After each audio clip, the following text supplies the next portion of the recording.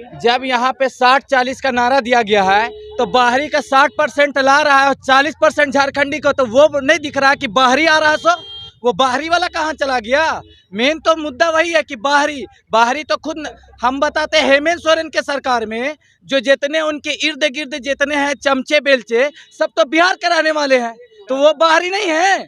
आप यहाँ के रहने वाले हैं? बिल्कुल, वो बाहरी नहीं है। तो इस बार यहाँ आप डुमरी विधानसभा के रहने वाले हैं?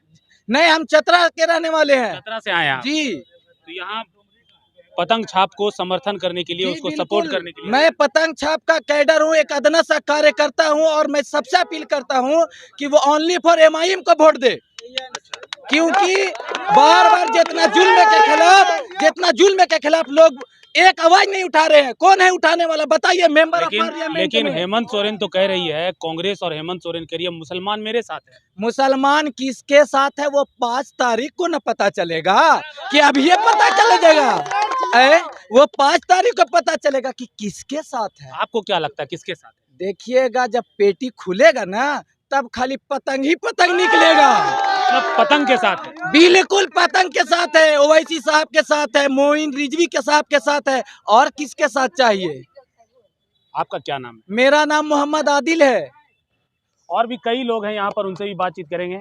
आपका यहीं के रहने वाले हैं? हम डुमरी के रहने वाले हैं। क्या लगता है इस बार डुमरी का इस क्या बार मूड है? पतंग उड़ गया एकदम 1.5 लाख पार। उड़ गया मतलब क्या उड़ गया? 1.5 लाख पार जीत जीत गया। गया। हाँ, ऐसा नहीं कि उड़ गया मतलब कहाँ उड़ गया? नहीं, एकदम मतलब आसमान में उड़ गया, मतलब समझे, एकदम विधानसभा पहुंच गया।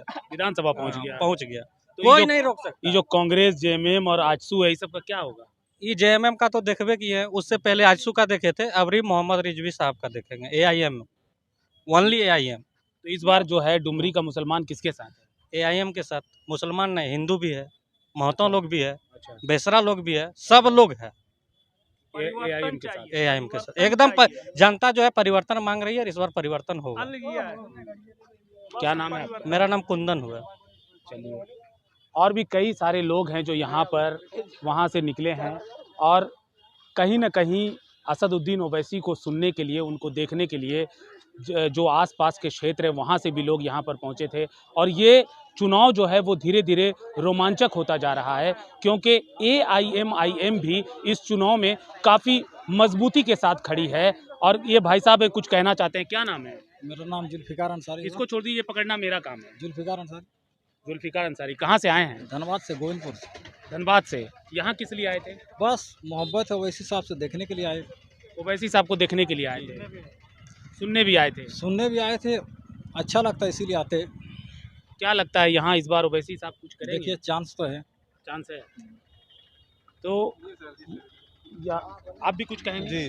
जी, मैं चतरा से हूँ, हाफिज शाहनवाज। असदुद्दीन ओवैसी साहब को मैं 2004 से जान रहा हूँ, और ये 2019 लोकसभा चुनाव में असदुद्दीन ओवैसी साहब यहाँ पे डुमरी विधानसभा में इलेक्शन लड़े थे। लगभग 25,000 वोट उन्होंने लाया था, और इंशाल्लाह इस बार असदुद्दीन ओवैसी साहब को लोग BJP के B टीम कहते हैं।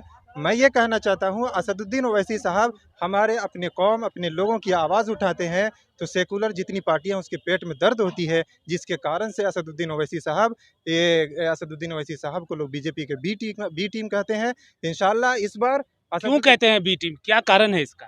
कारण यह है कि वो लोग चाहते हैं कि इस तरह के मुसलमान एक विशेष समाज में प्रोपेगेंडा फैला करके वोटों का बिखराव ना हो और हमारे तरफ चलाएं। लेकिन हमारी वोट तो सेकुलर पार्टियों के पास जाती है, लेकिन हमारी आवाज़ उठाने के लिए एक, जैसा कि अभी असदुद्दीन ओवैसी साहब ने अपने सभा में, अपने वक्तव्य में बोला कि हमारी आवाज़ उठाने के लिए हमारे लोगों की लिंचिंग हो रही है। आज देश की हालात जो, जैसा कि आपने कहा लिंचिंग हो रही है, देश की हालात जो है वो सभी जानते हैं। सारी विपक्षी पार्टियां एक हो रही हैं, तो ऐसे में AIMIM अकेली क्यों खड़ी है?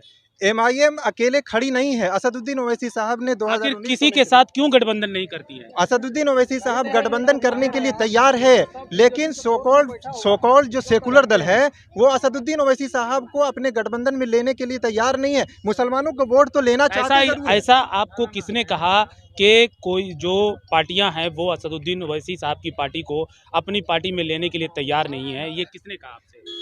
इसका पिछले इलेक्शन में अख्तरुल ईमान साहब बिहार प्रदेश बाज़ाब्ता क्या कहते हैं कि उनके प्रदेश अध्यक्ष RJD आरजेडी ऑफिस में जाकर के गठबंधन की बात कहने गए थे।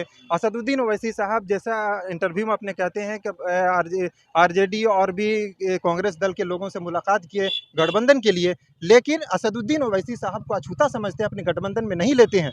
तो क्या हम लोग कोई क्या कहते हैं मुशायरा करने के लिए पार्टी असदुद्दीन ओवैसी साहब थोड़ी ना कायम की है। वो तो कहीं भी इलेक्शन तो लड़ेंगे ना, अपनी क़यादत तो मजबूत करेंगे ना। तो असदुद्दीन ओवैसी साहब हमारी अपनी आवाज़ है, और असदुद्दीन ओवैसी साहब इंशाल्लाह इस बार इलेक्शन जब लड़ेगी तो काफ़ी वोटों से कामयाब होंगे। शुक्रिया। 5 सितंबर को डुमरी विधानसभा का उपचुनाव है और 8 सितंबर को इसका नतीजा आएगा। अब तो नतीजा आने के बाद पता चलेगा कि डुमरी विधानसभा क्षेत्र की जनता किसे चुनती है। अगर आपको हमारा न्यूज़ पसंद आया हो तो हमारे चैनल झारखंड टाइम्स को सब्सक्राइब करें, और अगर हमें आप फेसबुक पर देख रहे हैं तो jharkhandtimes.live को फॉलो करें, शेयर करें। और हमें आपके कमेंट का ज़रूरत रहता है, आप हमें कमेंट ज़रूर करें। हम आपके कमेंट का इंतज़ार करेंगे। झारखंड टाइम्स से मैं हूं शहजादा खान, अपने सहयोगी अरिंदम रॉय के साथ।